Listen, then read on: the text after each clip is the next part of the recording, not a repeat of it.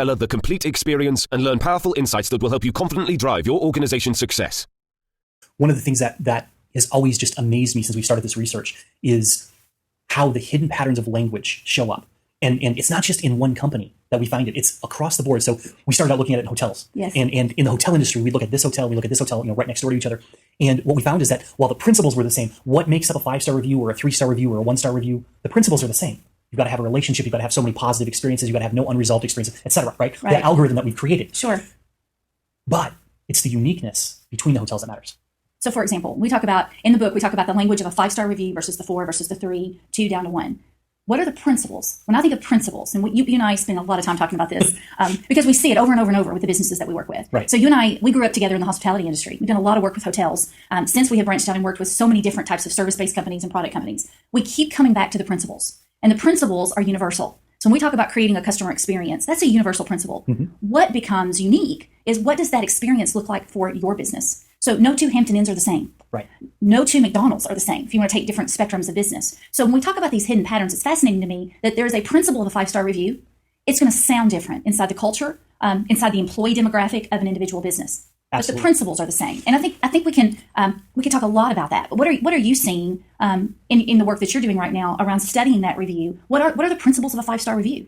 Well, the principles of a 5-star review really come down to a couple key things. One is there can be no unexpected negative experience. In other words, if a person knows in advance they're going to have potentially this type of negative thing happening, maybe that they know as an example for hotels that there's a resort fee, or for a bank they know that there's an overdraft fee of $30. If they know those things, they may not like them, but they were aware of them and they chose to do business anyway. They chose to have a relationship. So you can't have any unexpected negative experiences. You can't have any unresolved negative experiences. So that means you've got a problem, you've got to get that resolved before they have a chance to go online and to leave the company. And then the final component of it is you need to have multi-sensory positive experiences. And we dive deeper into that in a lot of our work, that we talk about what that means in that, and a lot of our teaching in that.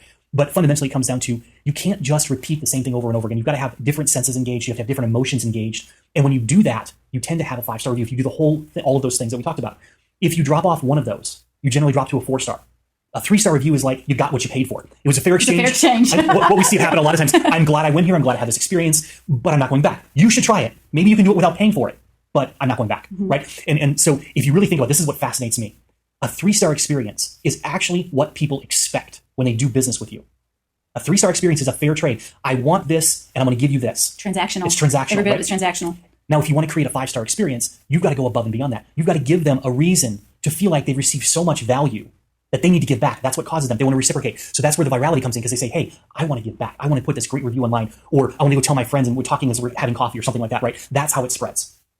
So when I begin to think about that, if we're looking at level 3 and above, and we're talking about online reviews, so there's so much focus there for businesses today. Imagine we take those principles of multisensory, multiple experiences. It's beyond what I expected. There were no unexpected surprises to me. There were no unresolved issues. Imagine, Tony, how unique each one of those could be for every single customer experience. And so that's where the principles come back in for us again, I think. And I was blown away actually when we were doing this research, because again, let's say 2 hotels, right? Right. We could look at a hotel that was, here and a block away another hotel. And we began to see that the principles played out across the board. In fact, even there was a point in which we were looking, does it hold out for luxury and mid-tier hotels and the bottom? And it held out across the board. Yes. And I was blown away by that. Now, what was intriguing to me is that as we look, though, we could see that, as you said, a Hampton Inn here and a Hampton Inn here, or I think the Holiday Inn Express was one that we actually looked at. Holiday Inn Express here and Holiday Inn Express here, both 5-star reviews. Yes. Both the same principles were in play. But what made them different was the emotions that were triggered. They both had multi-sensory positive experiences, but the experiences were different. And so you've got all these brands out there that think they're doing everything the same across the board. They're not. They're not. And that's why some of them do better than others. Now, even if you let's go to financial services, banks. One branch does things a little bit differently than another branch, even within the same brand. But you take this brand versus another brand, what they do differently, that creates that uniqueness. And really, it's so powerful to understand what your differentiators are versus the bank down the street, or the hardware store down the street, or whatever it is, the restaurant across the way. Absolutely. And Tony, there's so much emphasis today placed on what are best practices in customer service, or what are our top 5 brands that are doing service really well. And we talk about that. We're talking about principles. Mm-hmm. What's missing so many times with that is those are principles that have been applied uniquely inside their culture. Yes. And I work with, you too. We work with a lot of companies that say, give us, let's create some best practices. And we say, wonderful. We need to know who we are. Right. We can talk about what is a principle of a great customer experience. That only comes to life when we marry that with what are the unique attributes of your business. What makes your product or service unique? What value do you bring? What problem do you solve that's unique? Right. And how do you go about doing that? We talk about this a lot, but most every company out there today will say our employees are what make us different. And that is such a true statement. But they don't realize how true it is. They don't realize how true it is, because that there's so much truth to that. And it's the uniqueness that you're capitalizing on. And we talk about that in some of our other videos, of the uniqueness of those employee strengths and skills and attributes.